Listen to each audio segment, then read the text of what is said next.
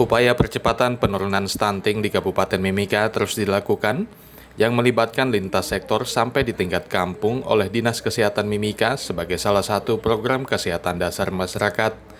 Stunting merupakan kondisi gagal pertumbuhan pada anak, pertumbuhan tubuh dan otak akibat kekurangan gizi dalam waktu yang lama, sehingga anak lebih pendek dari anak normal seusianya dan memiliki keterlambatan dalam berpikir. Stunting ini saya pikir ini menyelamatkan generasi kita ke depan. Untuk itu bagian ini perlu harus tingkatkan sosialisasi. Ya, sosialisasi di tingkat distrik, kelurahan, tapi lewat di dinas kesehatan yang ada di sana, puskesmas. Ini harus diprioritas supaya kita selamatkan kita punya generasi. Baik ibu-ibu yang sedang hamil maupun anak-anak yang umur yang sudah standar. Ini angka ini dia tidak meningkat, tapi bagaimana berusaha untuk harus menekan. Kami harapkan Mimika ini bisa atasi menyangkut ini. Nah, ini juga butuh biaya. Dalam hal ini dalam pembiayaan Pak Desa perlu harus pastikan supaya kami khususnya di Manggaran dan juga di Manggaran pemerintah, hal-hal begini kita serius, kita akan bahas dan kita dorong.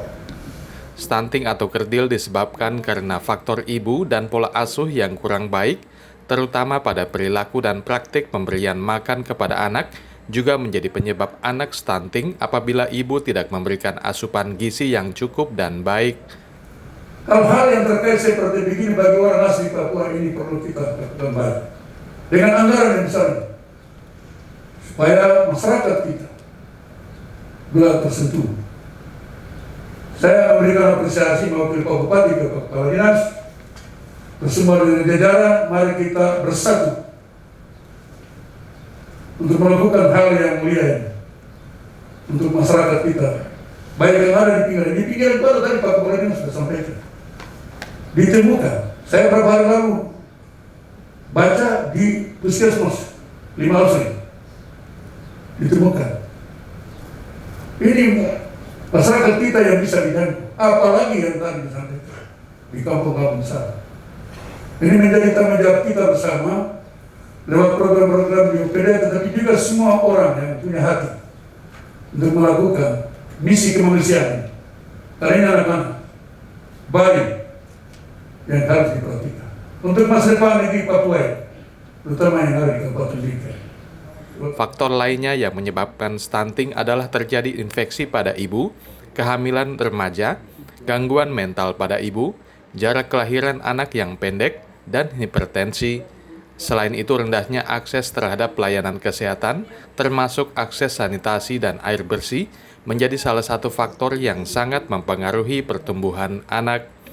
Komitmen bersama lintas sektor di Mimika diwujudkan dengan melakukan penandatanganan kesepahaman percepatan penurunan stunting pada 16 Juli 2021 di Hotel Moza Timika yang diketuai oleh Bupati Mimika Eltinus Omaleng. Bahwa stunting itu menjadi masalah nasional dan juga menjadi masalah di Kabupaten Mimika.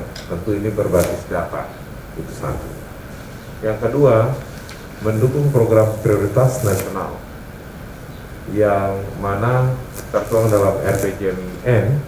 Percepatan penanganan stunting ini di tahun 2024 itu harus di bawah 14%. Yang ketiga, Bupati selaku ketua untuk ketua tim percepatan penanganan stunting ini akan mengambil langkah-langkah kebijakan untuk mendorong OPD dan sektor-sektor yang ada di Timika untuk ikut terlibat mengambil bagian dalam hal penanganan stunting. Nah, di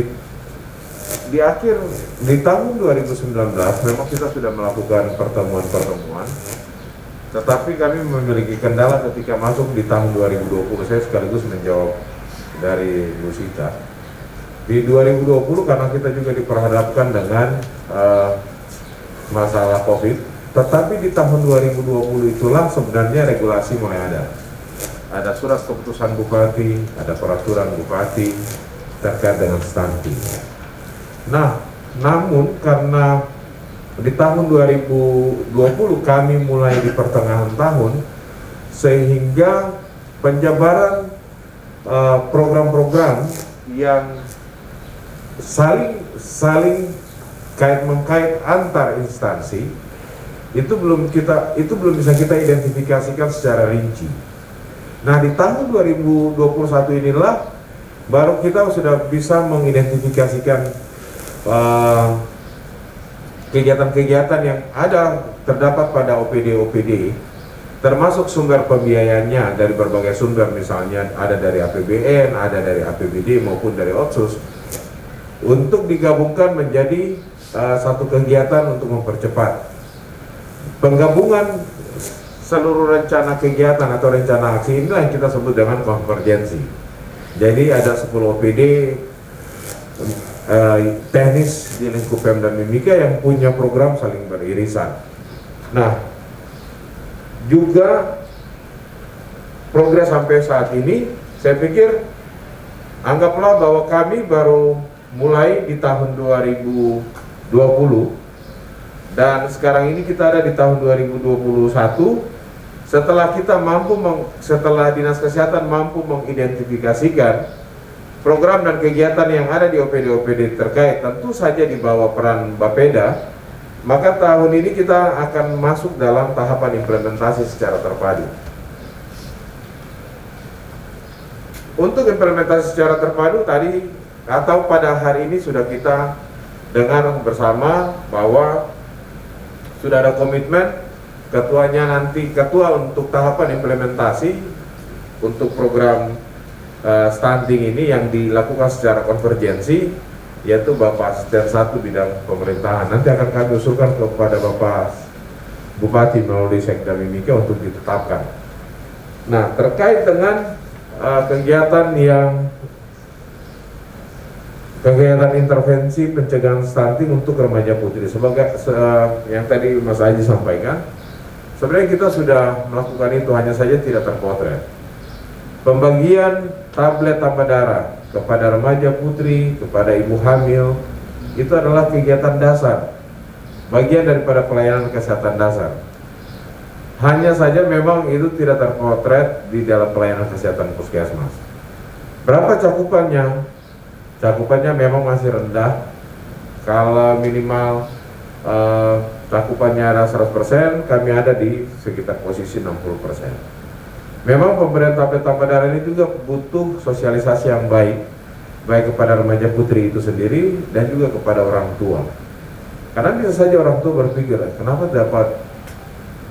dapat obat itu? Memang sakit apa? Kan gitu. Memang kok kurang darah. Nah, ini butuh informasi yang baik kepada orang tua, kepada remaja putri maupun sebayanya, supaya ketika menerima tablet tambah darah ini mereka memang harus dipakai sesuai dengan kebutuhannya dan sesuai dengan dosis yang sudah dianjurkan oleh dokter. Kampung-kampung sebenarnya sama dengan OPD lain situasinya. Tetapi kalau kita lihat kehadiran para kepala kampung, kepala distrik hari ini sebenarnya adalah rangkaian daripada kegiatan tahun lalu dan kita punya komitmen yang sama. Yang sudah bisa kami tindak lanjuti secara konkret itu adalah di distrik Mimika Timur Jauh, yaitu di Kampung Panamo.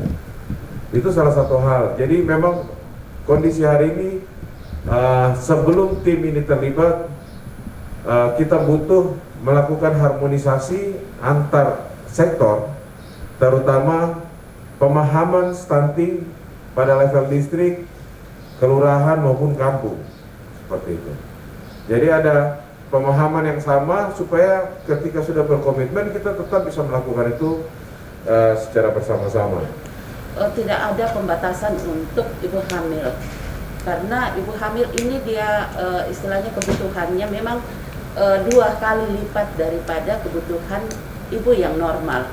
Jadi karena ada janin yang perlu disuplai makanan oleh ibu selama di dalam kandungan. Selagi belum ada indikasi medis atau pantangan ya atau alergi, saya rasa makanan apapun, penganekaragaman makanan itu penting bagi ibu hamil, karena ketika ibu hamil tidak mendapatkan dari makanan tertentu zat gizi, mungkin dari makanan lain itu bisa didapatkan.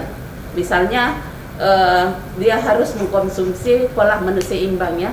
Jadi ada karbohidratnya seperti nasi, ada proteinnya seperti lauk pauk, kemudian ada lemak dari misalnya kacang-kacangan, minyak, dan vitamin dan mineral.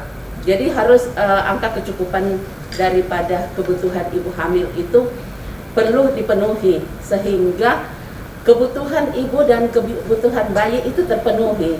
Jadi ketika kita sudah mulai memenuhi kebutuhan ibu itu sendiri selama kehamilan, kita yakin dan percaya bahwa bayi yang akan dilahirkan oleh ibu itu akan lahir dengan berat normal atau di atas dari 2.500 gram ya.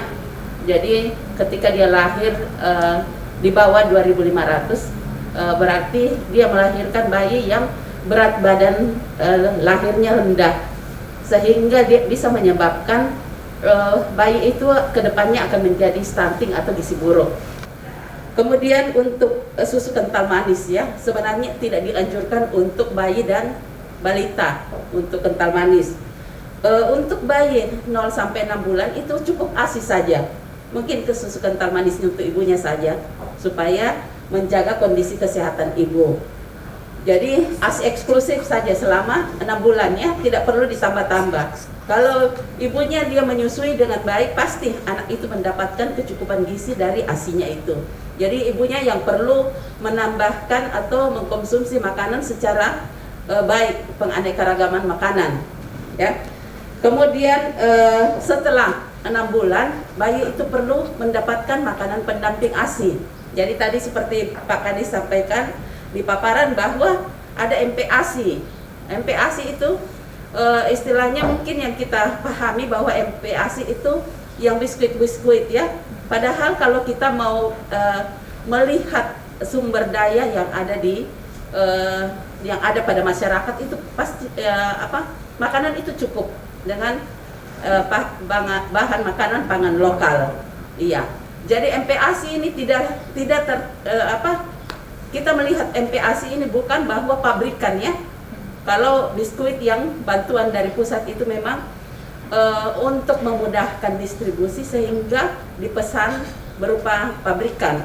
Tetapi kembali ke kearifan lokal, mari kita memberdayakan bahan-bahan yang ada di masyarakat dengan penganekaragaman makanan.